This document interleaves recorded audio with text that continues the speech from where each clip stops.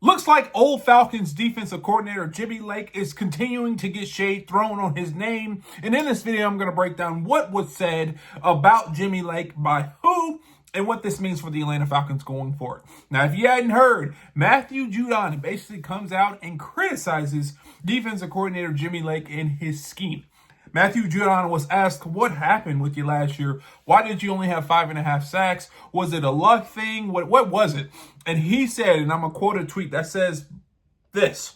He said, no, it wasn't bad luck.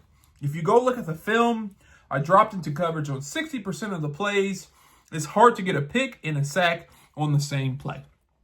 Now, if you don't know anything about that or reading anything about that, Matthew Judon comes out and criticizes Jimmy Lake. He basically says this: nah, it wasn't a bad luck that last year. It wasn't bad luck. I'm a baller still. The issue is that I was asked to do something that I wasn't comfortable doing. I was asked to drop back, he says 60% of the time, but in the video, I'll tell you what that actual number is. And he was like, I can't get sacks if I'm dropping back and trying to get interceptions. And also he said, basically, we're not getting neither. We're not getting sacks or interceptions. So it does not matter for me. Now, there's a lot to unpack from this quote, this tweet, and this whole conversation. But I will say this. Matthew Judon has basically said that the same thing that we've all been thinking.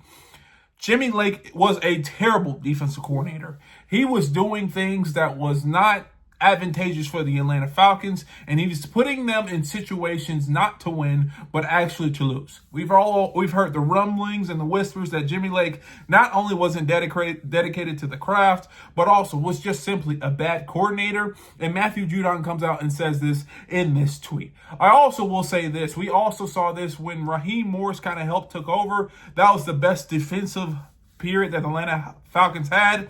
And then once Jimmy Lake took back over, basically league worse. So that means a lot.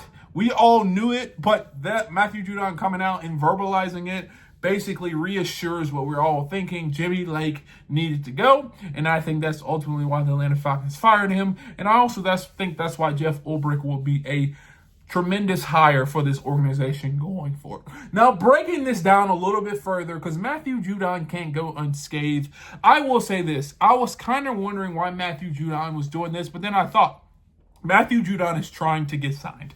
And so instead of putting the blame on himself, saying, I had a down year, I wasn't that dialed in, basically, it's just easier to put it on someone else and then show teams, hey, it wasn't me. I got 5.5 sacks, but it was all based on the defense. Now, he says in the quote, like I said, I was dropping back 60% of the time.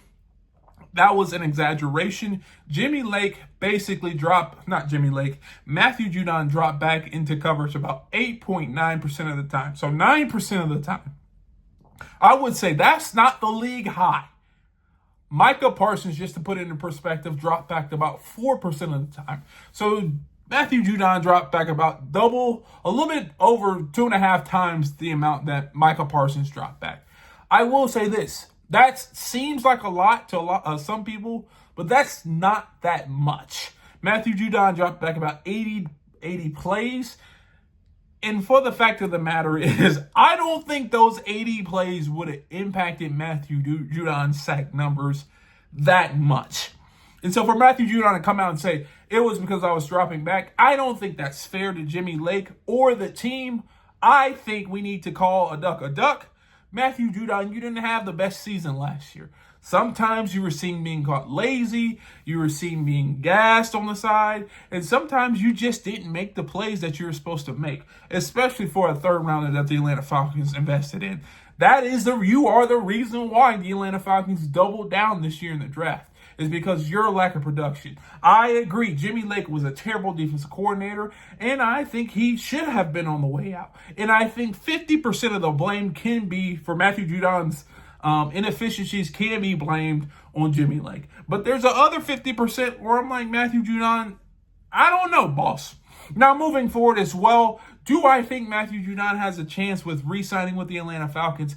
I would have said before he said this, I would say it's probably about a 70 to 75% chance.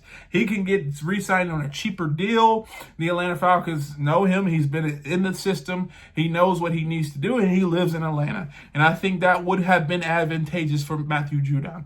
After this kind of tweet and this conversation, even though it wasn't directed at anyone in the Atlanta Falcons organization, I would kind of put it at a 50% chance he resigns. Not saying that this was a tremendous impact, but teams don't like people talking about their former decisions, and this is the fact of the matter. Matthew Judon, they gave up a third-round pick for Matthew Judon. They wanted him to be a tremendous value in the pass rush. He wasn't that. He went out and blamed their defensive coordinator, who was terrible. I'm not saying he wasn't.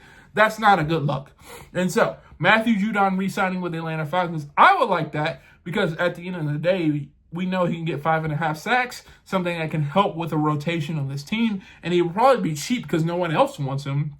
But the Atlanta Falcons may view this talk as, hey, he don't want to be an Atlanta Falcon, so we're going to move on. At the end of the day, a lot to unpack.